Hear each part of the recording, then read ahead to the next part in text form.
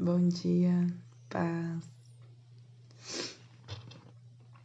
Vamos agradecer a Deus por hoje. Obrigada, Jesus, por hoje.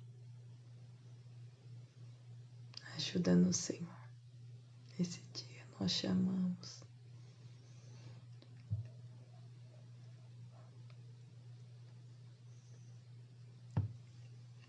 Bom dia. Hoje eu não vou cantar, tá, gente? A garganta ainda não tá legal. E pra cantar, geralmente já desafina de manhã, então imagina. Vamos. Pegue sua Bíblia, vamos ler Atos, capítulo 27. Mas você pode cantar em casa, tá, gente? Eu só vou dar uma economizada mais hoje, tá? Atos, capítulo 27.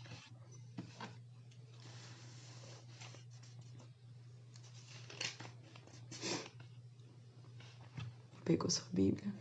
Vamos ler. Paulo é mandado para a Itália, o naufrágio do navio. E como se determinou que havíamos de navegar para a Itália, entregaram Paulo e alguns outros presos a um centurião por nome Júlio, da corte Augusta. E embarcando nós em um navio adramitino, partimos, navegando pelos lugares da costa da Ásia, estando conosco Aristarco, macedônio de Tessalônica. Versículo 3 de Atos, capítulo 27. Bom dia, Ivani. Bom dia, Douglas. Bom dia, Bela. Vamos lá? Leia e pegue sua Bíblia. Atos 27. Versículo 4. E partindo dali, fomos navegando abaixo de Chipre, porque os ventos eram contrários. E tendo atravessado o mar ao longo da Cilícia e Panfilha, chegamos a Mirra, na Lícia, e achando ali o centurião, um navio de Alexandria, que navegava para a Itália, nos fez embarcar nele. E como por muitos dias navegássemos, vagarosamente, havendo chegado apenas de fronte de Cinido, não nos permitindo o vento ir mais adiante, navegamos abaixo de Creta, junto de Salmone, que costeando-a dificilmente, chegamos a um lugar chamado Bons Portos, perto do qual estava a cidade de Lazéia. E passado muito tempo, e sendo já perigosa a navegação, pois também o jejum já tinha passado, Paulo os admoestava, dizendo-lhes: varões, vejo que a navegação há de ser incômoda e com muito dano, não só para o navio e a carga, mas também para as nossas vidas. Então, Paulo ele vai avisar que ele está vendo que a situação não vai causar dano. Versículo 11 de Atos 27. Mas o centurião cria mais no piloto e no mestre do que no que dizia Paulo. E como aquele porto não era cômodo para invernar, os mais deles foram de parecer que se partisse dali para ver se podiam chegar a Fênice, que é um porto de Creta que olha para a banda do vento da África e do couro, e invernar ali. Soprando o sul brandamente, lhes pareceu terem já o que desejavam, e fazendo-se de vela, foram de muito perto costeando Creta. Mas, não muito depois, deu nela um pé de vento, chamado Euroaquilão, e, sendo o navio arrebatado, e não podendo navegar contra os ventos, dando de mão a tudo, nos deixamos ir à toa, e correndo abaixo de uma pequena ilha chamada Clauda, apenas pudemos ganhar o batel. E levado este para cima, usaram de todos os meios cingindo o navio, e temendo darem a costa na Sirte, amainadas as velas, assim foram à toa. E andando nós agitados por uma veemente tempestade, no dia seguinte, aliviaram o navio. No terceiro dia, nós mesmos com as próprias mãos lançamos ao mar a armação do navio. E não aparecendo, havia já muitos dias, nem sol nem estrelas, e caindo sobre nós uma não pequena tempestade, fugiu-nos toda a esperança de nos salvar. Há momentos que acontece isso, né? Tempestades, escuridão, que parece que toda esperança de salvar fugiu. E havendo já muito que se não comia, então Paulo, pondo-se em pé, no meio deles, disse: fora na verdade razoável a varões, ter me ouvido a mim e não partir de Creta, e assim evitariam este cômodo e esta perdição. Mas agora vos admoesto aqui, tenhais bom ânimo, porque não se perderá a vida de nenhum de vós, mas somente o navio. Então, Paulo continua a profetizar, continua com uma palavra, né? Antes era uma direção para que eles não fossem, mas já que foram, ele diz, ó, fiquem, tenham ânimo, né? Nós vamos perder o navio, mas todo mundo vai ficar vivo. Porque esta noite o anjo de Deus, de quem eu sou e a quem sirvo, este comigo, dizendo: Paulo, não temas, importa que sejas apresentado a César, e eis que Deus te deu todos quantos navegam contigo. Portanto, ó varões, tende bom ânimo, porque creio em Deus, que há de acontecer assim como a mim me foi dito. É, contudo, necessário irmos dar numa ilha.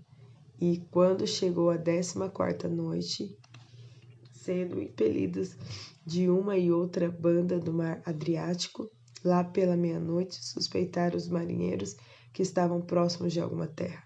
E lançando prumo, acharam 20 braças, e passando um pouco mais adiante, tornando a lançar o prumo, acharam 15 braças.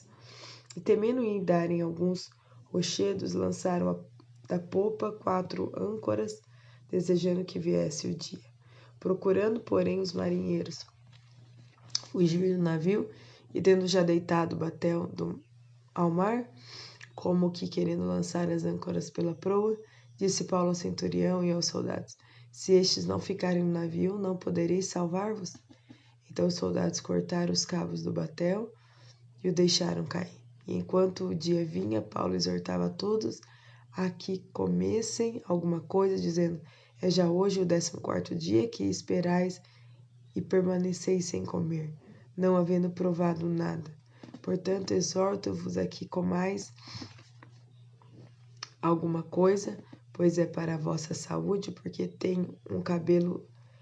nenhum cabelo cairá da cabeça de qualquer de vós. E havendo dito isso, tomando o pão, deu graças a Deus na presença de todos, e partindo, começou a comer. E tendo já todos bom ânimo, puseram-se também a comer. E éramos ao todo no navio 276 almas. E, refeitos com a comida, aliviaram o navio, lançando trigo ao mar. Sendo já dia, não reconheceram a terra, enxergaram, porém, uma enseada que tinha praia, e consultaram-se sobre se deveriam encalhar nela o navio. E, levantando as âncoras, deixaram-no ir ao mar, largando também as amarras do leme, e alçando a vela maior ao vento, dirigiram-se para a praia. Dando, porém, no lugar de 2 mares, encalharam ali o navio, e fixa a proa ficou imóvel, mas a popa abria-se com a força das ondas. Então a ideia dos soldados foi que matassem os presos para que nenhum fugisse escapando a nado. Mas o centurião, querendo salvar a Paulo, lhes estorvou este intento e mandou que os que pudessem nadar se lançassem primeiro ao mar e se salvassem em terra. E os demais, uns em tábuas e outros em coisas do navio, e assim aconteceu que todos chegaram à terra a salvo. Então essa é uma experiência, né? Bom dia, Lu, bom dia, Zenon. Gente, essa palavra ela todo dia eu falo isso, mas ela é poderosa. Ela nos ensina a passar pelas tempestades, né? Nós lemos o versículo 20, que fugiu-nos toda a esperança de nos salvar. E aí Paulo recebe uma palavra de Deus dizendo que para eles terem bom ânimo, que perderiam o navio, mas as vidas seriam salvas. Percebam que passado alguns dias, ninguém está comendo nada. E eu dá a impressão que isso aconteceu porque talvez toda aquela agitação, todo o medo fez com que eles não comessem, né? Bom dia, Célio, Deus abençoe. Mas que nós possamos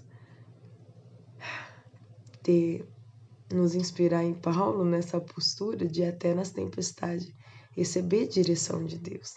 Buscar o Senhor. Percebam que no versículo 23 diz que naquela noite o anjo de Deus, de quem eu sou e quem sirvo, esteve comigo.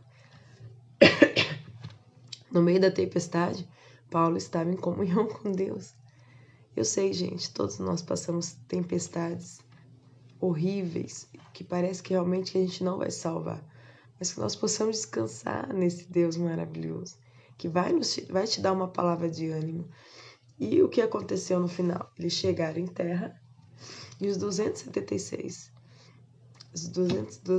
as 276 pessoas foram salvas, né? Porque havia uma palavra. Então, eu sei que na tempestade a gente quer talvez não comer, ficar quieto, esperar passar. Não. Continue buscando comunhão, continue falando com Jesus, ouvindo Jesus. Porque a gente às vezes fala muito, mas ouve pouco o que Deus está dizendo. Então, nessa manhã, ouça o que Deus está dizendo. Ágil, como que Deus fala? Deus fala na palavra, Deus fala para o seu espírito, um testemunho interior dentro de nós. Nunca ouvi, então eu brinco que falar com Deus é como aprender um idioma, né? Quando a gente vai aprender inglês, primeiro você aprende o hello, good morning, né? As frases mais básicas, e com o tempo você vai aprendendo frases maiores. E a mesma coisa com Deus, você começa a falar com Deus, aí um dia você sente que a presença dele, que ele está ali, outro dia você vai entender que se Deus está falando sim ou não, depois Deus vai te direcionando e esse relacionamento vai aumentando, vai se aprofundando, mas tem que começar. Amém? Bom dia, Angélica.